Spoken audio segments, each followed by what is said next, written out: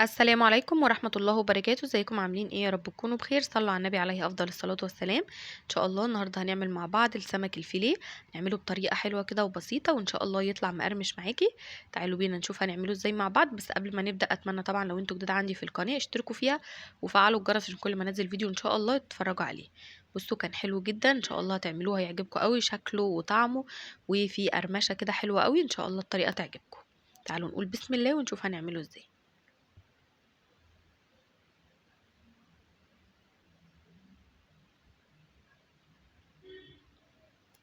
هنقول بسم الله كده. عندي حوالي كيلو كده من السمك الفيليه، وعندنا كمان نص كوباية من الدقيق، معلقة صغيرة ممسوحة من الملح، معلقة صغيرة من البيكنج باودر، ومعلقة صغيرة من الثوم، وعندي ليمونية كده كبيرة.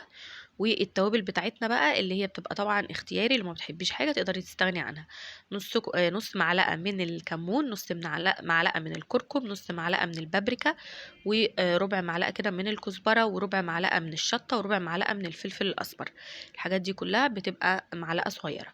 هقلب التوابل دي كده علشان هاخد نصها، ويعني هستخدم نصها في الاول او هشيل منها معلقه وبعد كده هنكمل مع بعض.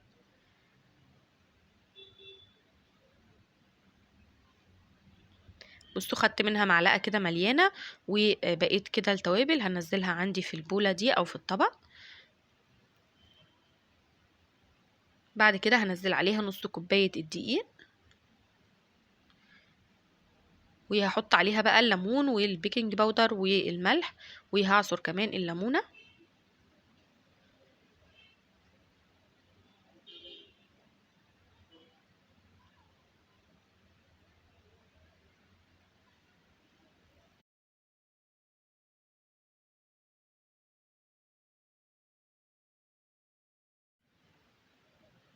دلوقتي بقى هجيب كوباية كده من المية، مية عادي من الحنفية، وهبدأ اقلب الخليط اللي عندي ده واخليه خليط شبيه شوية بعجينة الكريب او القطايف، يعني ما تكونش عجينة تقيلة قوي.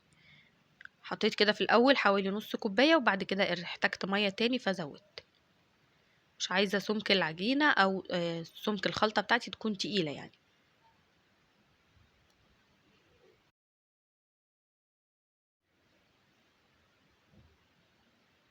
بعد ما قلبتها ولقيتها ان هي تقيله شويه فهزودها شويه ميه كمان.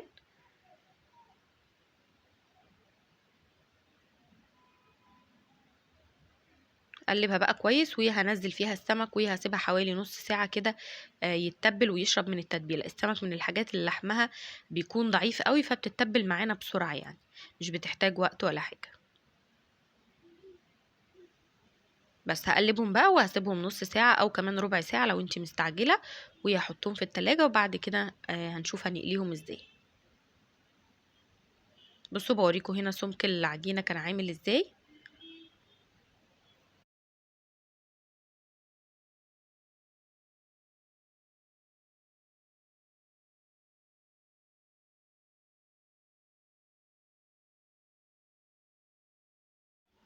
الطريقة دي بتكون حلوة جدا، بتخلي السمك معاكي يطلع حلو كده ومتبل كويس واخد كمان لون حلو قوي.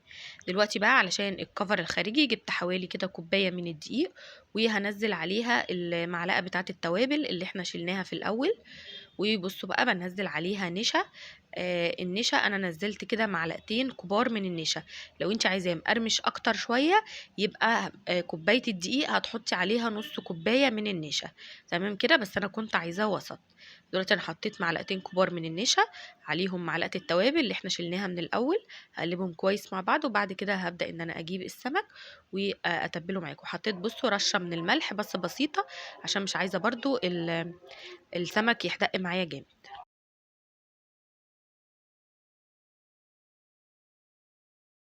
كده جبت السمك بقى من التلاجة، وهبدأ أشيله كده من الخلطة اللي احنا كنا عاملينه فيها، وأتبله في الدقيق اللي احنا جهزناه مع بعض.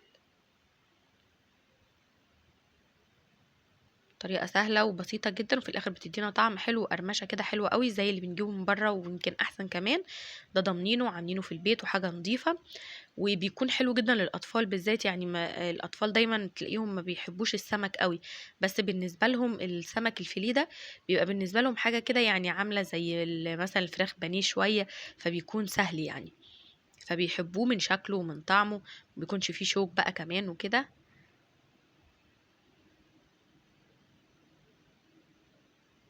بصوا بحاول امسك قطعه السمك كده وبنفضها كده علشان تاخد معايا شكل ايه، خربشه شويه كده من بره.